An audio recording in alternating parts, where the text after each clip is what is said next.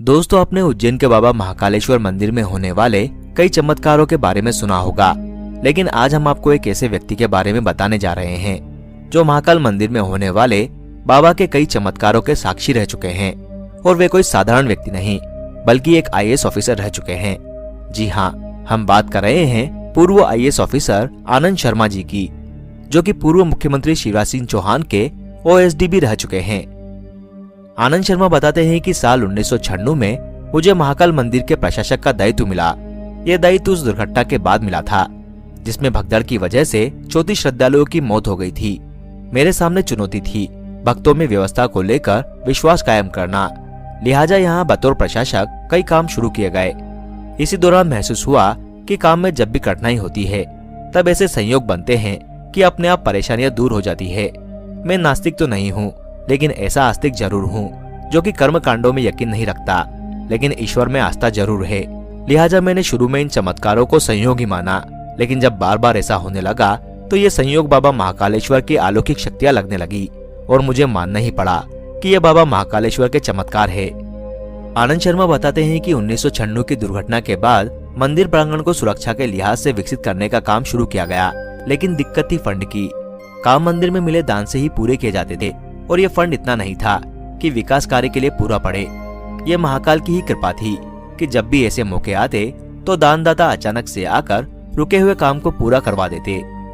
एक बार मंदिर में मूर्तियों पर रजत चढ़ने के बाद लगा कि मंदिर के गर्भगृह की फाटक को भी चांदी से युक्त कर दिया जाए। रजत मूर्तियों के निर्माता माणिक चंद्र जागीर भी आए हुए थे। उन्होंने कहा कि 8 किलो चांदी लगेगी। मैंने उनसे काम शुरू करने के लिए कह दिया। एक दिन अचानक शाम 7 बजे वे मेरे पास आए और बोले, साहब काम पूरा हो गया है, अब मुझे 8 किलो चांदी दे दीजिए। मैंने उसकी तरफ आश्चर्य से देखते हुए कहा कि शाम को बता रहे हो, अचानक से कहां से इंतजाम करूं? मैंने चांदी देने का वादा किया था, लेकिन तुरंत का तो नहीं कहा था। माणिक ने कहा कि साहब सुबह जयपुर निकलना है क्योंकि वहां भतीजी की सगाई है और उसके लिए चांदी की जरूरत है। मैं पशुपेश में पड़ गया और इस समस्या से निपटने के उपाय खोजने लगा। मैंने कई फोन लगाए लेकिन कुछ नहीं हुआ। रात के 9 बज गए थे। तभी मंदिर का कर्मचारी कमल आया और एक थैला देते हुए कहा कि इसे इंदौर से राजेश मंगल जी ने भेजा है। उसमें 10 किलो चांदी थी। मैं चमत्कृत था कि राजेश मंगल जी से तो बात भी नहीं हुई और न ही उन्हें इस प्रकरण की जानकारी थी। बाद में पता चला कि राजेश मंगल जी को अंदर से प्रेरणा हुई कि मंदिर में तुरंत चांदी दान करनी है।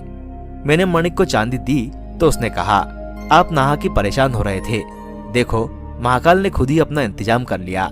इसी तरह वेणुगोपाल धूत जी से सीसीटीवी और एक बड़ी सी टीवी के लिए अचानक 22,000 रुपए का ड्राफ्ट आना, और तो और रुद्र यंत्र की स्थापना के लिए संतों से दान व मंदिर के शिखर कलश पर सोने की परत चढ़ाने के लिए अचानक से दान मिलने जैसी कई चमत्कारिक घटनाएं हुई। चमत्कार नंबर 2, वीडियोग्राफी करने वाले भक्त को मिला न्याय। आनंद शर्मा बताते हैं कि दर्शनार्थियों समेत अन्य लोगों की गतिविधियों के लिए वीडियो रिकॉर्डिंग का फैसला किया गया और इसका टेंडर एक युवक ने बहुत ही कम रेट में ले लिया। रेट इतना कम था कि उसका खर्चा निकालना भी मुश्किल था, फिर भी वो युवक पूरे मनोयोग से काम करता और दिन भर महाकाल मंदिर परिसर में ही रहता था। एक बार मैंने कम रेट और महाकाल की सेवा के बारे में पूछा तो उसने कहा कि साहब मेरे पास वक्त बहुत ही कम है, इसलिए महाकाल की सेवा कर रहा हूँ।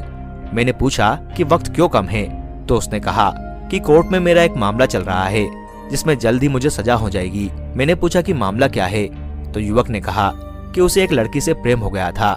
हम दोनों जिंदगी बसाने की खातिर घर से भाग गए। जब भाई के पास पहुंचे तो उन्होंने जिंदगी की मुश्किलों के बारे में समझाया। मैंने लड़की को उसके घर छोड़ दिया, लेकिन वो मन से राजी नहीं हुई। उसके घर वालों ने पुलिस में मामला दर्ज करा दिया और लड़की ने भी नाराजगी में मेरे खिलाफ गवाही दे दी। मैं उस युवक को क्या दिलासा देता, लेकिन मुंह से अचानक ही निकल गया कि तुम महाकाल की पूरी श्रद्धा से सेवा कर रहे हो, तुम्हें जरूर न्याय मिलेगा। श्रावण मास खत्म होते होते वो युवक मंदिर में दिखाई देना बंद हो गया।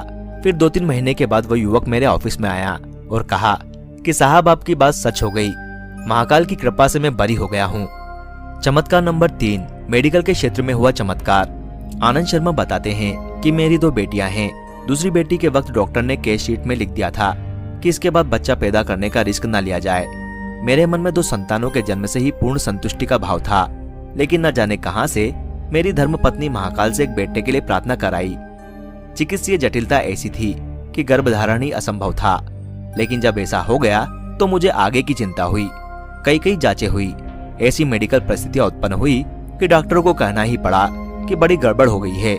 लेकिन फिर चमत्कार हुआ। जब बेटे का जन्म हुआ तो डॉक्टरों ने कहा कि ये बच्चा तुम्हें महाकाल ने दिया है, वरना ऐसा होना असंभव था। चमत्कार नंबर 4, किसी देवदूत ने भांजे को मुंबई से वापस भेजा। सितंबर 1996 में महाकाल की सवारी नगर भ्रमण के बाद रात 11 बजे वापस आई। फिर शयन आरती के बाद मंदिर को बंद किया जा रहा था। तभी एक कर्मचारी मुझे ढूंढते हुए आया और कहा कि जबलपुर में आपकी दीदी को अर्जेंट बात करनी है। बात की तो पता चला कि मेरा 17 वर्षीय भांजा रॉकी दोपहर से गायब है। मैं बहुत ही दुखी हो गया। गाड़ी में बैठते बैठते मंदिर के शिखर की ओर देखा और उलाहना के स्वर में कहा कि वाह भगवान महाकाल जी, आपने अच्छी सेवा करवाई। मैं जबलपुर पहुंचा और भांजे को ढूंढने के लिए एसपी से लेकर तमाम अफसरों से मिला। इसी बीच दीदी का फोन एसपी के स्टेनो के पास आया। उन्होंने बताया कि रॉकी आ गया है। रॉकी से जब मैंने पूछा तो उसने बताया कि वो पिता की मदद करने के लिए मुंबई में काम करने चला गया था। स्टेशन पर उतरते ही एक टैक्सी वाला तुरंत ही रॉकी की मनोदशा को ताड़ गया। उसने उसे अपनी टैक्सी में बैठाया और थोड़ी दूर पर एक सिग्नल पर कहा कि यहाँ पर कुछ बच्चे जूते पॉलिश कर रहे हैं, क्या ये काम करोगे? फिर उसने ऐसे ही होटल में बर्तन मांजने से लेकर तमाम काम बताए।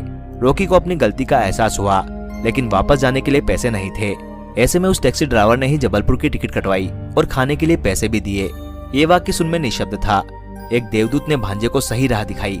यह महाकाल का चमत्कार नहीं था तो और क्या था। तो दोस्तों, उम्मीद करते हैं कि आपको ये वीडियो अच्छा लगा होगा। अगर आपको बाबा महाकाल के चमत्कारों का ये वीडियो अच्छा लगा है तो इसे लाइक और शेयर जरूर करें। और अगर अभी तक आपने चैनल को सब्सक्राइब नहीं किया है तो चैनल को सब्सक्राइब कर घंटी के बटन को भी जरूर दबा दें।